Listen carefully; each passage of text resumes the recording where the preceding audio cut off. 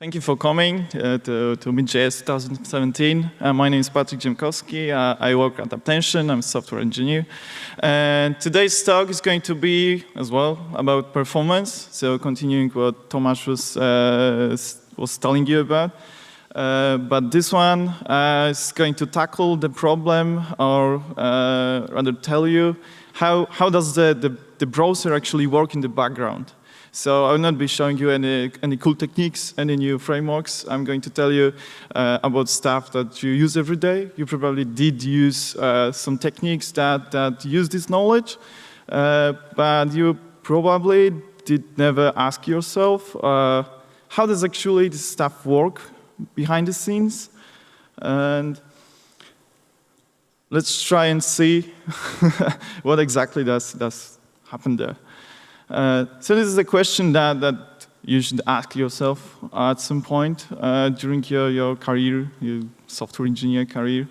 How to make my web page, how does browser make my web page to actually render? And the first thing that we actually start with is, of course, getting a request, sending a request, and getting some HTML data from the server. So we get text, and the browser has to somehow change this to understand this. Of course, this is the most boring part, so they're just parsing using some top-down or bottom-up algorithm, and we're getting the document object model. So the interface that we use every day, well, not everyone, of course, but most of us. So the interface for the outside world, usually JavaScript, that can allow you to modify this tree, because document object model is a tree, and yeah, so this is the stuff that you actually do know, so nothing new here. And the next thing that happens is parsing the CSS. Usually it could happen simultaneously, but let's say that it's next. And this is also a tree. This tree is built using all the rules, so it's pretty much a visual representation of how the CSS object model looks. And this is exactly where the cascading comes from. So when you build a tree, you can imagine the CSS style sheet that actually is created here. So the body has a font size of 14 pixels, and all the other rules that are present in cascading style sheet are inheriting these properties, and that's where the cascading comes from.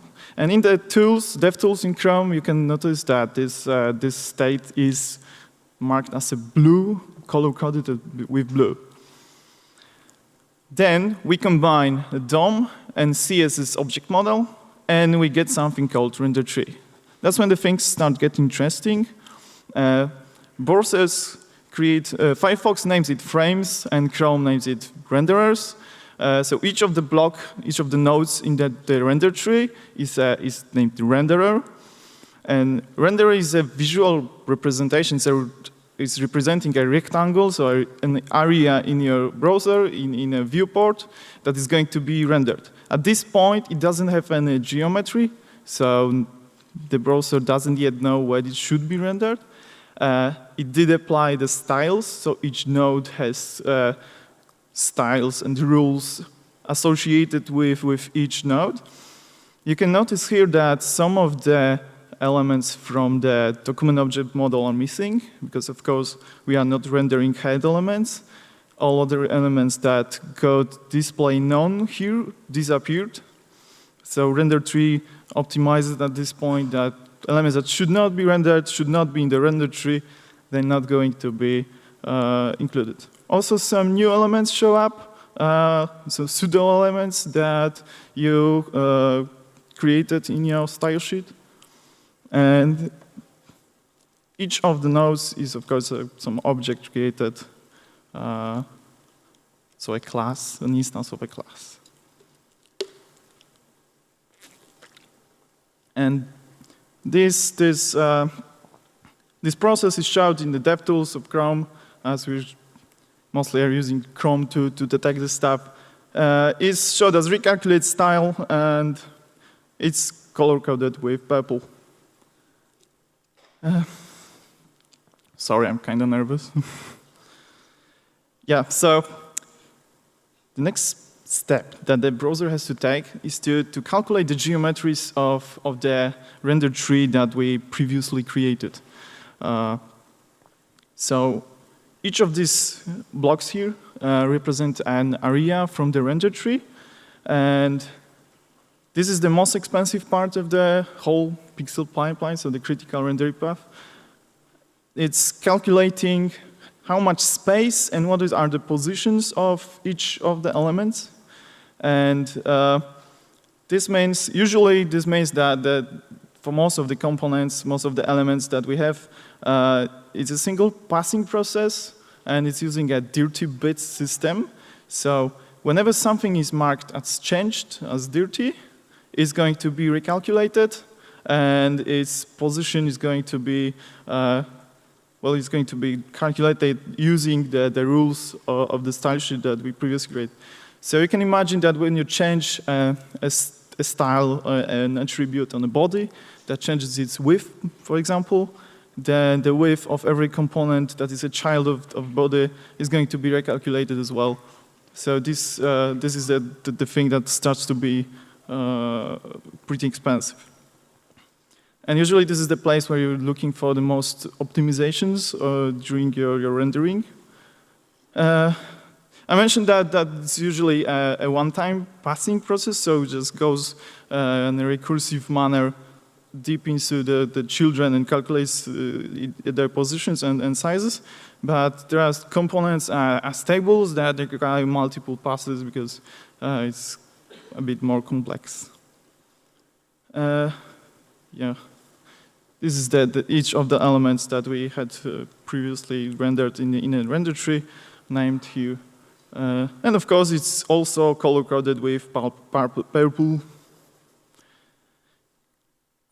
Then when we create our geometries, we have vectors. So each of the rectangles is represented by some mathematical function. And in order to render this, to actually change those vectors into pixels, browsers are creating a so-called draw list.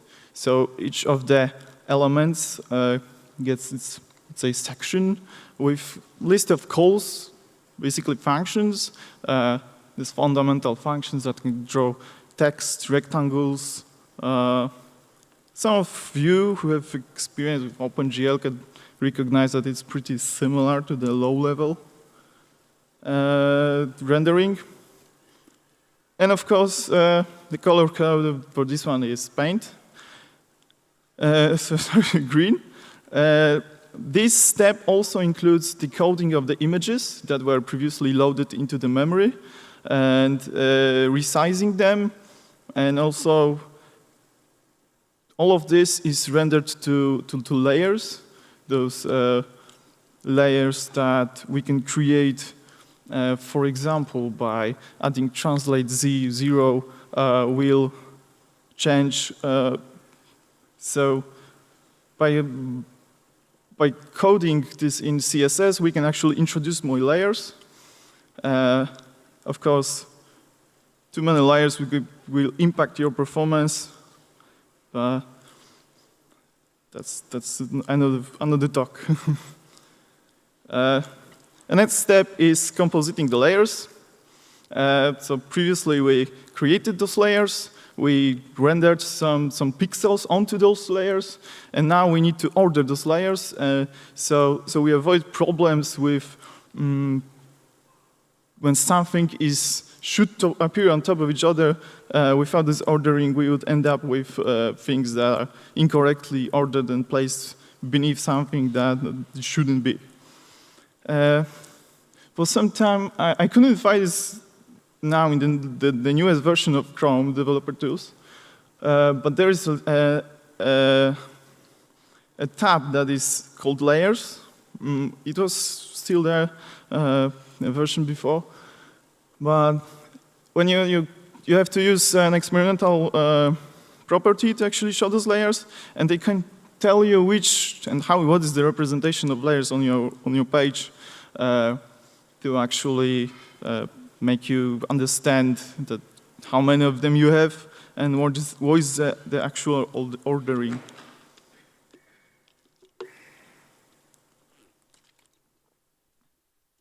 So yeah, those are the all parts of the rendering pipeline. And when we know how does the browser work, go without too many details, we can apply this knowledge to actually improve our page, our performance of our web app. And here are 3 common pipeline flows that actually we use when changing stuff on our page. So first thing is a complete cycle. You have JavaScript. JavaScript introduces some changes to the styles of some components. This leads, of course, to recalculating style. So the style block, this in turn goes to a layout, and layout transforms into paint, and paint in composite. This is a complete one, so no performance improvements, nothing different than everything. Oh, sorry. So this is an example of changing something like width. So we have a component that it had some size. We deliberately changed its width, and it turned out to render everything from the beginning to the end. When we have to improve performance of our app, we are always trying to remove this part of layouting again. So reflowing, that you might also hear this name. So to remove this layout, we can use some properties, change, such as background colors, images. This doesn't really impact on the geometries of the components. So definitely, we should not be calling layout. But this doesn't tell us much because, well, changing color only on a web page is not really interesting. So this is where the real optimization comes. Properties such as transform, so translating, opacity, will not call paint as well. They're only going to composite. So ordering of the layers, they're going to be also transformed with this on a CPU. So when you're really trying to improve the performance of your web page, implement some critical animations, that's where you're gonna go to actually remove the necessity to run Reflow with using changing such properties as transform.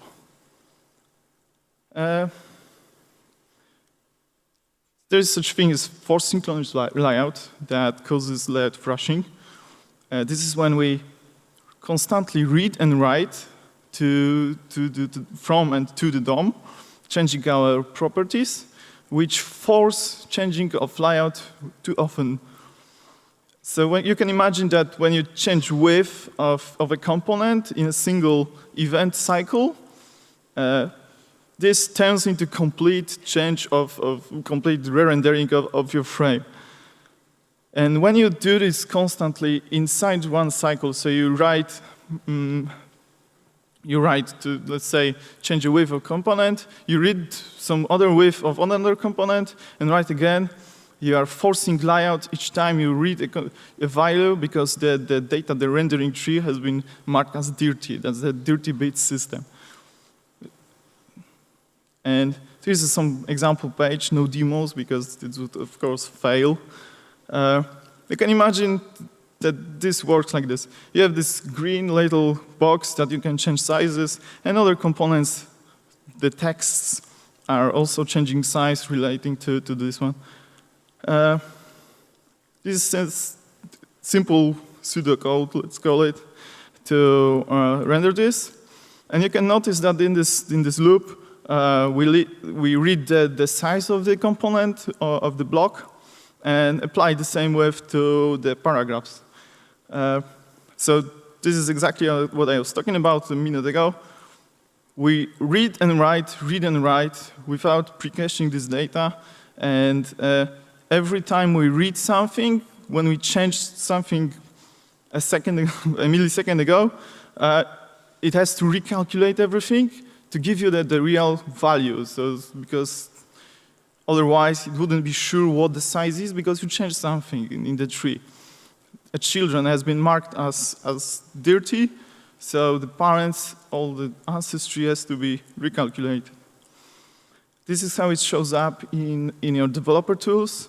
You can see a little marker, red marker in top right corner of this recalculation styles. Developer tools actually tell you that you are probably having some problems with performance, and you are introduced into layout thrashing caused by forced synchronous layout. Fix is simple. You just try to pre-cache this information. You put the block width on top of before the for loop.